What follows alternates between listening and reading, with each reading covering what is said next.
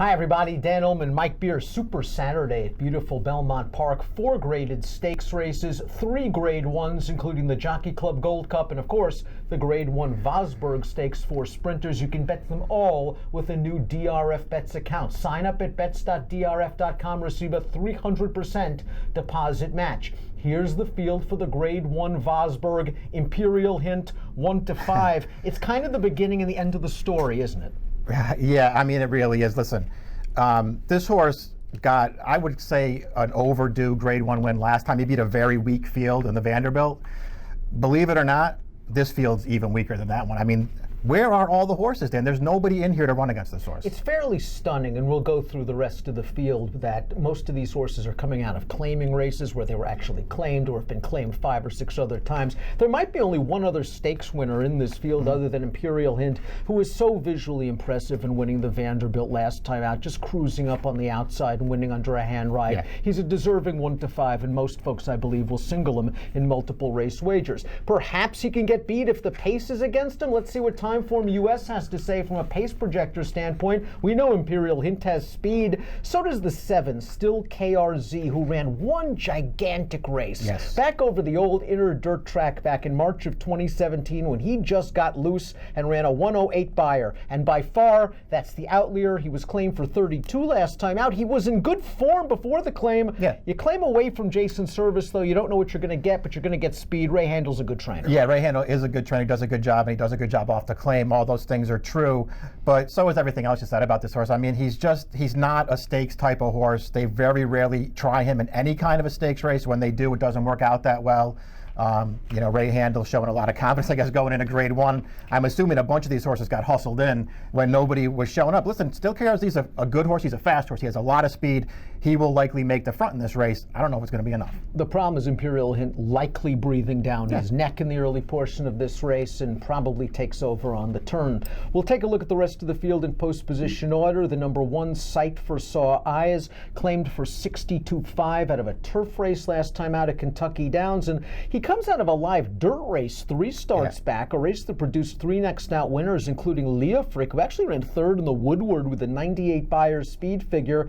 This is a horse that won a stakes race at Fonner Park back in 2017. Right. I mean, he hasn't won a race on dirt in a long time. It's been over a year, but he has at least kept some pretty good company in his dirt races. I mean, he's been running against some good horses. I don't see the race on his page that makes him a contender in here. The number 2, Maniacal, was once favored over Mind Your Biscuits in the grade 2 Amsterdam as a 3-year-old, and I thought, all things considered, he ran a really solid second that day. He's had his share of physical problems. He's sort of been transformed into a turf sprinter by his various connections. You have to respect Michael Maker, and this horse does have a hint of early speed. I wonder if he tries to take it to Still KRZ early. I think you'll see speed from this horse in this spot. We'll see what happens. It's only 17 days since his last start at Kentucky Downs sprinting on the turf. It's easy to forget that he was pretty good early in his career. He started out like he was going to be okay. You mentioned that Amsterdam as a 3-year-old. He was best in that race. I mean, that was one of those gold rail days at Saratoga, and Mind Your Biscuits came right up the inside and nailed him at the end. He ran great that day, but since then, it's been a little more hit and miss. There's a lot of layoffs. He obviously has some problems. His good race is pretty good. Ford started his career for trainer Chad Brown, and he was claimed out of his last race for $50,000 by an ex-Chad Brown assistant, Dermot Magner, who's going to put the blinkers on here. And this horse, he has one big race on his page, but you could argue that was one of the gold rail days at Aqueduct. That was a gold rail win with the 104 buyer. He got loose on the lead. He rode the track to victory. His only other race that puts him on the cusp of being competitive was over a sloppy track at Pimlico. Other than that, his races aren't nearly good enough.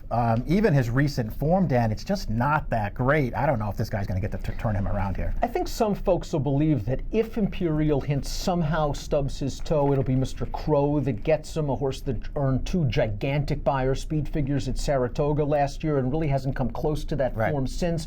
But he was graded stakes placed at Churchill Downs earlier this year. Last time out on the tail of the cat, it looked like he was down on the inside with a clear shot at it turning into the stretch, and he just didn't seem to want to go through that hole. Maybe they keep him outside here. Yeah, we'll see what happens. It looked like he got in a little tight there, maybe got intimidated, didn't run his race. His Vanderbilt, when Imperial Hint just steamrolled him in the stretch, you know, he was part of that pace. He was contesting it in there. If you want to give him an excuse for that, I guess that's fine. I don't like really any of his races since he's come back this year. But obviously, at least when you start going through the field, at least he's got a couple of figures that say he could go with Imperial Hint on his best day. I don't know if he's still that horse, Dan, but if he is, I guess it gives him a chance. Silver Ride is relatively fresh for a 6-year-old. He's only started twice this year, and he's run quite well in both of those races, finishing ahead of Mr. Crow in the Tail of the Cat Stakes last time out. That Tail of the Cat has not come back very strong yet, but this is a horse with a little bit of tactical speed. Perhaps he works out a trip, and again, I think the rest of these connections aren't expecting to beat Imperial Hint, but they'd love to run second. Yeah, I'd love to get a grade 1 place in. Maybe Silver Ride can get that. He's a pretty nice horse. He's run pretty well in a lot of his races. There's a long layoff. I like that he came back off the long layoff and won. I didn't think he ran great last time, but he ran okay. He's just one of those horses near Dan. Against Imperial Hint, it feels like he has no chance, but he could be second. I know you're disappointed. There's no show wagering available on the Vosburgh in 2018, but we'll take a look at our top picks anyway. We're both going with Imperial Hint, and he basically just looks like a stick out in here in a single in any kind of multiple race wager. He just towers over this field, and I won't have a nickel in against him. Mike's going 6, 5, 4, and 2. I'm going to try to get Forge into the exacta off the claim with the equipment change. 6-3 for me in the Grade 1 Vosburgh, one of several graded stakes races at Belmont on Saturday. Again, get that 300% deposit match. Sign up for DRF Bets, bets.drf.com. Approximate post time for the Vosburgh, the Grade 1 Vosburgh, 4:09 Eastern. Best of luck.